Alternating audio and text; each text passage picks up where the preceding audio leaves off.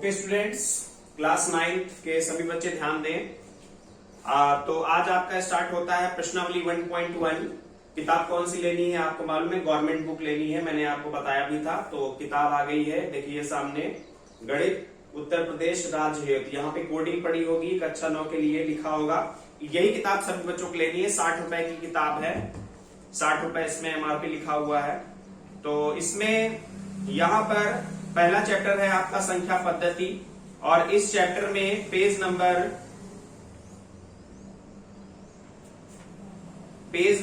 6 पे प्रश्नावली 1.1 आज आपको बताना है। लेकिन उससे पहले आपको पाइथागोरस प्रमेय समझ लेनी है। तो टॉपिक, जितने भी टॉपिक आपको लिखाए जा चुके हैं वो टॉपिक 10 तक हो चुका है। आज टॉपिक 11 है आपका। एक्सरसाइज से पहले इस टॉपिक को लिख लेंगे, टॉपिक 11, और ये है आपका पाइथागोरस प्रमेय। पाइथागोरस प्रमेय। तो पाइथागोरस प्रमेय क्या होती है, तो इसमें PDF मैं आपको भेज दूंगा, उसमें आप देख लीजिएगा पाइथागोरस प्रमेय क्या होती है। लेकिन यहां समझ लीजिए, लिखना क्या है वो उसमें देख लीजिएगा, समझ लीजिए। यहां पाइथागोरस प्रमेय में जैसे मान लेते हैं कोई एक समकोण त्रिभुज है A, B और C। समकोण त्रिभुज आप जानते हैं, ऐसा त्रिभुज जिसका एक कोण 90 डिग्री का होता है या 90 अंश का होता है। तो ये यहाँ पर कोण B जो है, ये कोण B आपका 90 अंश का है, इसलिए हम इसको बोलते हैं ये समकोण है।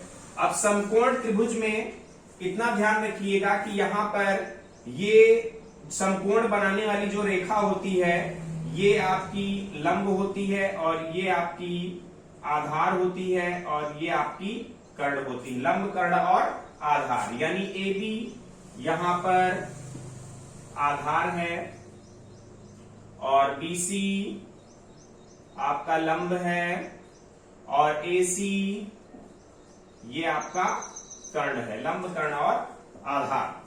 अब यहां पर पाइथागोरस प्रमेय में क्या होता है कि जो कर्ण का वर्ग होता है वो लंब और आधार के वर्गों के योग के बराबर होता है। यानी आपको लिखना ये है, उसमें लिखा है कि कर्ण पर बना वर्ग त्रिभुज की, समकोण त्रिभुज की अन्य शेष दो भुजाओं पर बने वर्गों के योग के बराबर होता है। तो ये आपको लिखना है। अब यहां पर कर्ण आपका क्या है, AC स्क्वायर, लंब क्या है आपका AB का स्क्वायर, और आधार आपका क्या है, सॉरी यहाँ पर लंब आपका BC है, तो ये BC का स्क्वायर, और लंब है आपका BC, और आधार है आपका AB का स्क्वायर। तो ये इस तरीके से आपको यहाँ पर लिख लेना है। तो ये पाइथागोरस प्रमेय होती है। अब यहाँ पर एक्सरसाइज 1.1 में पहला क्वेश्चन दिया है, क्या शून्य एक परिमेय संख्या है? क्या इसे आप P/Q के रूप में लिख सकते हैं, जहां P और Q एक पूर्णांक है और Q does not equal to 0। कहने का मतलब ये है, इसने ये पूछा है कि शून्य परिमेय है या अपरिमेय है। तो परिमेय संख्या के लिए आपको लिखाया गया था कि परिमेय संख्याएं वे संख्याएं होती हैं जो P/Q के रूप में लिखी जाएं, और जहां आपका Q जो है वो डज नॉट इक्वल टू 0 होना चाहिए। P और Q does not equal to 0, जहां P और Q पूर्णांक है और Q 0 नहीं होना चाहिए। तो ये तो परिमेय संख्या हो गई। अब परिमेय संख्याओं में इसने कहा है कि शून्य परिमेय संख्या है। आप क्या लिखेंगे कि शून्य परिमेय संख्या है। अब शून्य परिमेय संख्या क्यों है? क्योंकि शून्य के नीचे अपॉन में हम 1, शून्य के नीचे अपॉन में 2, शून्य के नीचे 3, शून्य के नीचे 4 एंड सो ऑन, कुछ भी लिख सकते हैं। यानी शून्य के नीचे अपॉन में जो हर है वो हर यानी Q होता है, और Q does not equal to 0 है। यानी अपॉन में 0 अगर नहीं है तो 0 भी आपकी एक परिमेय संख्या होती है। एग्जाम्पल के तौर पे ये मैंने आपको बता दिया। तो इसमें आप लिख देंगे कि शून्य एक परिमेय संख्या है। क्यों परिमेय संख्या है? क्योंकि शून्य के नीचे यानी Q जो है वो डज नॉट इक्वल टू 0 है, और ऊपर P और Q एक पूर्णांक होने चाहिए, यानी पूर्ण संख्या होनी चाहिए। अब दूसरा दे रखा है 3 और 4 के बीच में 6 परिमेय संख्याएं बताइए। 3 और 4 के बीच में, दूसरे प्रश्न में 3 और 4 के बीच में 6 परिमेय संख्याएं बतानी है। तो 2 किन्हीं भी दो परिमेय संख्याओं के बीच में कोई भी परिमेय संख्या अगर ज्ञात करनी होती है तो उसका फार्मूला मैंने बताया था कि जैसे एक a है और दूसरी संख्या b है, इनके बीच में परिमेय संख्या चाहिए तो a प्लस बी अपॉन 2 कर देंगे तो बीच की परिमेय संख्या आ जाएगी। और फिर जो बीच की परिमेय संख्या c आ जाएगी तो इसके बीच की निकालनी होगी तो a प्लस सी अपॉन 2 कर देंगे तो इन दोनों के बीच की आ जाएगी, c और b के बीच की चाहिए तो c प्लस बी अपॉन 2 कर देंगे तो इन दोनों के बीच की परिमेय संख्या आ जाएगी। तो ये तो मैं आपको बता चुका हूं। अब यहां पर यही चीज करनी है, 2 और 4 के बीच में 6 परिमेय संख्याएं बतानी है तो 2 और 4 के बीच में 6 परिमेय संख्याएं, सॉरी 2 नहीं है 3 है। तो 3 और 4 के बीच में परिमेय संख्या यहां पर आप देखिए तो a आपका 3 हो जाएगा और b आपका 4 हो जाएगा। तो 3 और 4 के बीच की परिमेय संख्या यानी 3 प्लस 4 अपॉन 2 यानी 4 3 7 अपॉन 2। तो यानी 3 और 4 के बीच में 7 अपॉन 2 और 4 लिख सकते हैं। अब एक परिमेय संख्या तो आपको पता चल गई। अब 3 और 7/2 के बीच में एक परिमेय संख्या निकाल लो तो यहां पर अब a आपका 3 हो जाएगा और b आपका 7 अपॉन 2 हो जाएगा। तो ये क्या हो जाएगा 3 प्लस 7 अपॉन 2 और टोटल का 1 अपॉन 2 चलेगा। तो 1 अपॉन 2 इंटू इसको एलसीएम लेके हल करेंगे तो 3 दूना 6 7 6 13/2 यानी ये आ जाएगा 13/2 दूना 4, ऊपर गुणा नीचे गुणा।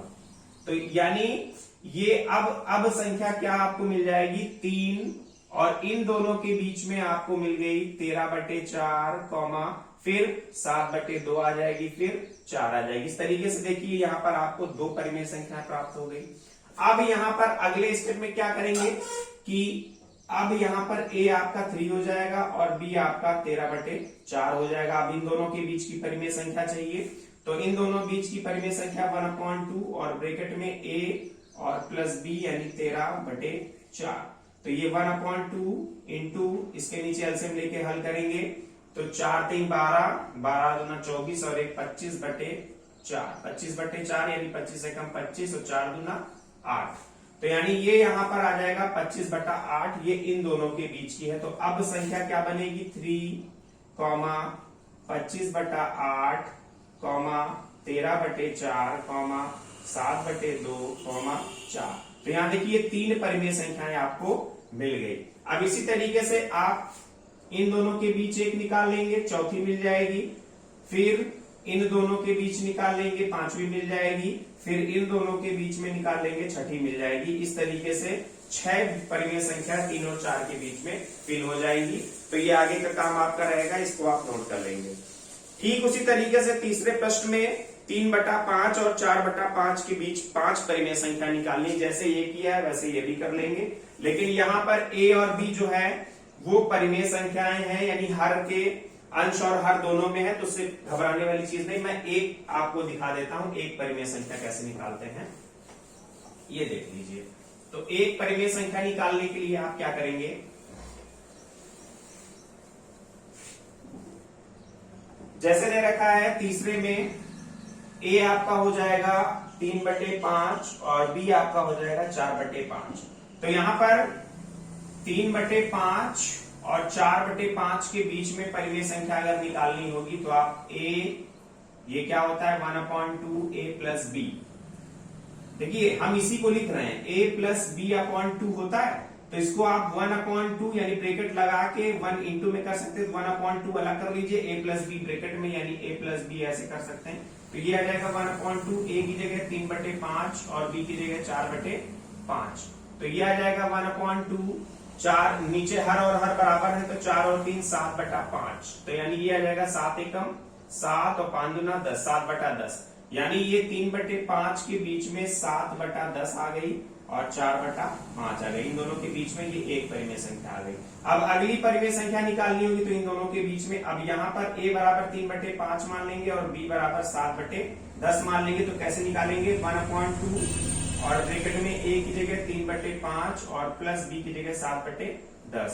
अब 1/2 इंटू इन दोनों का एलसीएम ले लेंगे, 10 5 दूना 10, 3 दूना 6, 10 एकम 10, 7 7 6 13 यानी 1/2 इंटू 13/10 10, तो ये आ जाएगा 13/10 गुना 20, 13/20 आ गई। तो यानी अब यहाँ पर इन दोनों के बीच में 13/20, तो इसको कैसे लिख देंगे 3/5, 13/20, 7/10, 4/5। तो दो परिमेय संख्या मैंने निकाली, इसी तरीके से इन दोनों के बीच निकालना, चौथी आ जाएगी, इन दोनों के बीच निकालना, पांचवी आ जाएगी, फिर इन दोनों के बीच निकाल लेना, छठी आ जाएगी। तो इस तरीके से 6 परिमेय संख्या, थोड़े से सवाल बड़े होंगे लेकिन आसानी से आप निकाल लेंगे। उसके बाद चौथे प्रश्न में दे रखा है सत्य और असत्य बताना है, किन कारणों से सत्य है, किन कारणों से असत्य है, ये भी आपको बताया जाएगा। तो चौथे में पहला दिया है प्रत्येक प्राकृत संख्या एक पूर्ण संख्या होती है। बिल्कुल होती है। प्राकृत संख्या मैंने आपको लिखाया था, प्राकृत संख्याएं यानी 1 से शुरू होती हैं और अनंत तक जाती हैं, तो ये पूर्ण संख्याएं हैं, बिल्कुल ही पूर्ण संख्याएं हैं। क्यों पूर्ण संख्याएं हैं? प्रत्येक प्राकृत संख्या एक पूर्ण संख्या होती है, बिल्कुल होती है। 1, 2, 3 एंड सो ऑन अनंत तक जाती है, ये आपकी प्राकृत संख्या है।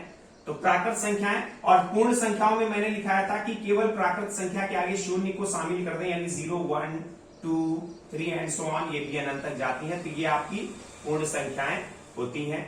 तो यहां पर प्रश्न ने ये पूछा है कि प्रत्येक प्राकृत संख्या एक पूर्ण संख्या होती है, बिल्कुल होती है। शून्य भी होता है पूर्ण में, और लेकिन 1, 2, 3 से लगा के अनंत तक यानी प्राकृत संख्या इसमें शामिल है, तो यानी प्रत्येक प्राकृत संख्या एक पूर्ण संख्या के अंतर्गत आता है। तो यानी ये कथन आपका सत्य है। तो ये आपको लिखना पड़ेगा कि प्राकृतिक संख्याएं 1, 2, 3, 4 एंड सो ऑन, पूर्ण संख्याएं 0, 1, 2, 3, 4 एंड सो ऑन अनंत तक, तो ये प्राकृत संख्या पूर्ण संख्या। और नीचे लिख देंगे कि पूर्ण संख्याओं में सभी प्राकृतिक संख्याएं शामिल हैं, अतः जो प्रश्न ने कहा ये कथन सत्य है। तो आगे सत्य लिख देंगे, रीजन मैंने आपको बता दिया। दूसरा दिया है प्रत्येक पूर्णांक एक पूर्ण संख्या होती है। प्रत्येक पूर्णांक एक पूर्ण संख्या होती है।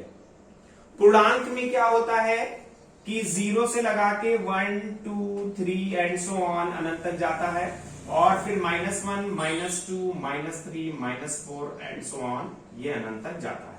तो प्रश्न ने ये कहा है कि प्रत्येक पूर्णांक एक पूर्ण संख्या है।